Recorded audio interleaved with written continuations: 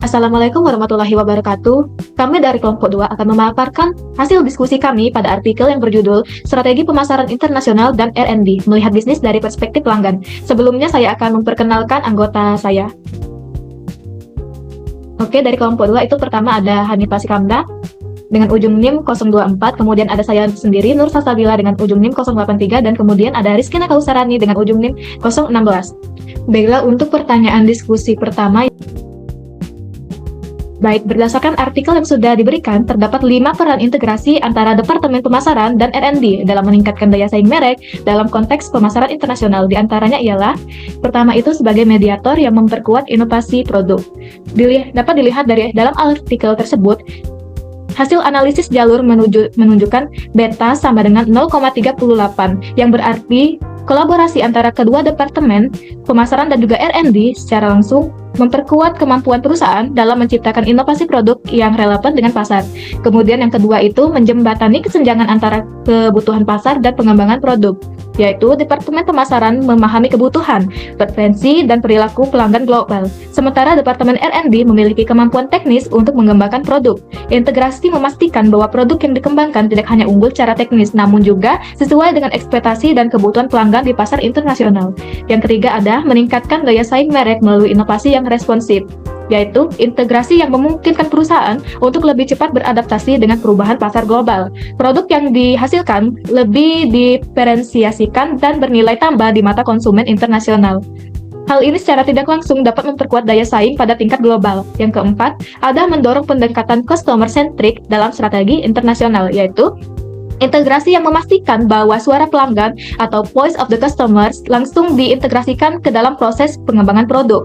Misalnya, perusahaan tidak hanya menjual produk, tetapi menawarkan solusi yang sesuai dengan konteks pasar global. Dan yang terakhir, ada meningkatkan kinerja inovasi perusahaan yang telah berinternasionalisasi, yaitu dapat dilihat pada artikel yang telah diberikan, tertulis bahwa perusahaan yang sudah go internasional menunjukkan skor inovasi yang lebih tinggi, yaitu 8,1 dari 10, dibanding perusahaan domestik, yaitu hanya dengan skor 6,9 dari 10. Integrasi pemasaran R&D memungkinkan perusahaan belajar dari berbagai pasar dan menerapkan wawasan tersebut dalam mengembangkan produk. Oke, di sini ada contoh pada konteks kasus lain, yaitu Toyota, perusahaan otomotif ternama asal Jepang, ingin memperkuat posisinya di pasar Eropa yang memiliki preferensi konsumen berbeda dengan pasar Asia ataupun Amerika, seperti lebih menyukai mobil dengan efisiensi bahan bakar yang tinggi, peduli terhadap emisi rendah dan ramah lingkungan, dan juga menyukai desain yang stylish dan cocok untuk jalanan perkotaan yang padat. Dalam prosesnya, ternyata Toyota mengalami beberapa tantangan. Salah satunya ialah Departemen R&D Toyota di Jepang awalnya hanya fokus mengembangkan mobil dengan reliabilitas tinggi dan harga yang terjangkau, tetapi kurang memperhatikan desain dan juga aspek emisi sesuai standar Eropa. Akibatnya, produk awal Toyota kurang diterima dengan baik di Eropa. Langkah integrasi pemasaran yang diberikan oleh R&D yang dilakukan oleh Toyota adalah, yang pertama itu, pemasaran memberikan masukan terhadap riset pasar Eropa. Konsumennya lebih tertarik pada mobil hybrid dan teknologi yang ramah lingkungan. Kemudian, R&D merespons dengan mengembangkan produk yang sesuai, mengembangkan jenis Toyota Yaris Hybrid khusus untuk Eropa yang meningkatkan efisiensi mesin dan juga mengurangi emisi karbon dioksida. Yang ketiga, kolaborasi berkelanjutan. Yaitu lanjut kepada soal nomor 2. Baiklah, dari artikel yang sudah diberikan, pendekatan yang berorientasi pada pelanggan atau customer centric dianggap penting dalam mengembangkan strategi pemasaran internasional dan R&D secara terpadu dengan alasan sebagai berikut. Yang pertama yaitu memastikan relevansi inovasi dengan kebutuhan pasar. Dengan menggabungkan fungsi pemasaran dan R&D, perusahaan itu dapat menciptakan produk yang benar-benar memenuhi keinginan dan kebutuhan konsumen. Di mana pemasaran dan R&D ini dapat memastikan bahwa pengembangan produk berorientasi pada preferensi pelanggan global dan bukan hanya didorong oleh kapabilitas atau kemampuan teknologi internal perusahaan. Kemudian yang kedua yaitu meningkatkan daya saing merek, di mana hal ini itu akan meningkatkan citra merek serta menciptakan perbedaan produk yang akan ditawarkan. Kemudian ketiga yaitu memperkuat respon terhadap dinamika pasar global. Nah, upaya ini itu untuk memahami secara konsumen di pasar global dapat dengan membuat perusahaan menjadi lebih fleksibel, yaitu dengan lebih siap dan tanggap dalam menghadapi perubahan preferensi, aturan yang berlaku, atau tren yang muncul. Kemudian yang keempat yaitu mendorong inovasi yang berkelanjutan. Melalui kerjasama antara pemasaran dan R&D, masukan atau umpan balik pelanggan itu dapat langsung dimasukkan ke dalam tahap pengembangan produk, menjadikan upaya inovasi lebih tepat sasaran dan bernilai tinggi. Contoh kasusnya yaitu pada Apple Inc., yaitu Apple mempertahankan keunggulan kompetitif global dengan mengadopsi pendekatan customer-centric secara konsisten, mengintegrasikan riset pasar ekspensif mengenai perilaku dan preferensi pengguna internasional dengan pengembangan teknologi mutakhir atau R&D. Nah, strategi terpadu ini dapat menghasilkan produk ikonik seperti iPhone atau MacBook yang tidak hanya revolusioner secara teknis, tetapi juga diterima oleh institutif dan diadopsi secara luas di pasar global. Nah, karena kesesuaiannya ini dengan kebutuhan dan pengalaman pengguna, mengubah R&D menjadi pusat penciptaan nilai berdasarkan permintaan pasar. Baiklah, untuk selanjutnya akan dilanjutkan oleh teman saya yaitu Hanifah Sikamda. Di sini ada soal ketiga.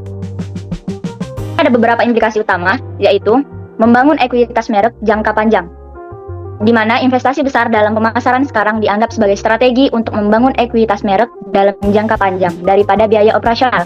Merek dapat membuat perbedaan di pasar global yang rumit dengan visi yang kuat.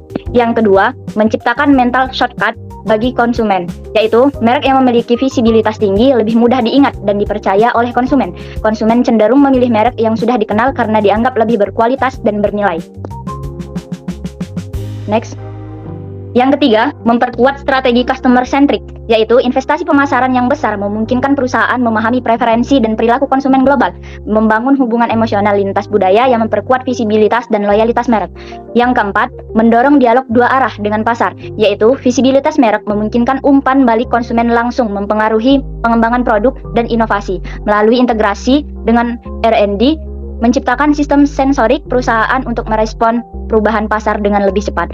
Terdapat pada contoh kasus lain yaitu Hyundai menggunakan anggaran pemasaran besar untuk sponsor Piala Dunia FIFA dan kampanye global yang menekankan inovasi dan desain, berhasil mengubah citra dari merek ekonomis menjadi pesaing di pasar kendaraan premium dan ramah lingkungan. Seperti lini IONIQ, visibilitas global memudahkan penerimaan teknologi inovatif seperti full cell hidrogen karena konsumen sudah mengenal dan mempercayai merek tersebut.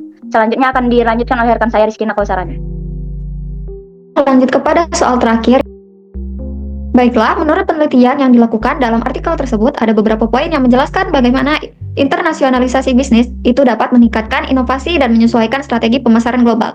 Yang pertama yaitu akses informasi dan teknologi ke seluruh dunia, di mana bisnis itu dapat memperoleh akses lebih cepat ke pengetahuan, teknologi, dan praktik terbaru dari berbagai pasar global berkat internasionalisasi. Nah, perusahaan juga yang beroperasi di luar negeri mungkin memiliki akses yang lebih mudah ke tren teknologi, teknik produksi, atau model bisnis yang mungkin tidak tersedia di pasar domestik.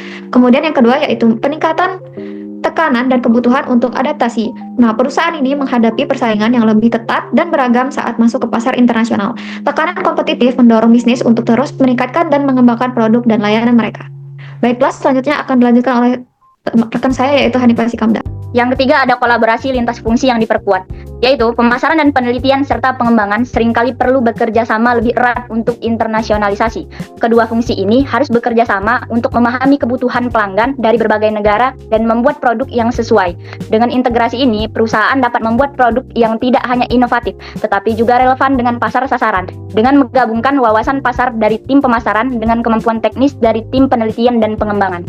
Pada contoh kasus lain juga, yaitu Samsung Electronics. Samsung adalah contoh perusahaan yang sukses meningkatkan kinerja inovasi dan adaptasi strategi pemasaran global melalui internasionalisasi. Awalnya merupakan perusahaan lokal Korea Selatan, Samsung melakukan ekspansi agresif ke pasar global dengan membuka pusat R&D di berbagai negara, seperti Amerika Serikat, India, dan Rusia. Hal ini memungkinkan Samsung untuk mengakses talenta global, memahami kebutuhan konsumen yang beragam, dan mengembangkan produk seperti smartphone Galaxy dan TV QLED yang sangat kompetitif. Selanjutnya, saya kembalikan kepada moderator. Baiklah, dari keempat pertanyaan terkait artikel tersebut dapat disimpulkan bahwa dari hasil analisa kami menunjukkan bahwa untuk unggul di pasar internasional, perusahaan harus mengintegrasikan departemen pemasaran dan juga R&D. Integrasi ini sangat penting karena memediasi inovasi produk agar berorientasi pada pelanggan atau customer centric, memastikan produk yang relevan dengan kebutuhan pasar global, dan meningkatkan responsivitas perusahaan. Selain itu, investasi pemasaran yang tinggi secara strategis dapat membangun visibilitas merek yang kuat, yang merupakan dasar bagi kepercayaan konsumen dan pembeda di pasar global. Secara keseluruhan, internasionalisasi perusahaan dapat memperkuat inovasi dan kemampuan adaptasi strategi pemasaran dengan mengakses pengetahuan global dan meningkatkan kolaborasi lintas fungsi. Itu saja yang bisa kami sampaikan untuk hari ini. Semoga bisa memberikan gambaran yang jelas tentang topik kita. Terima kasih sudah menyimak. Wassalamualaikum warahmatullahi wabarakatuh.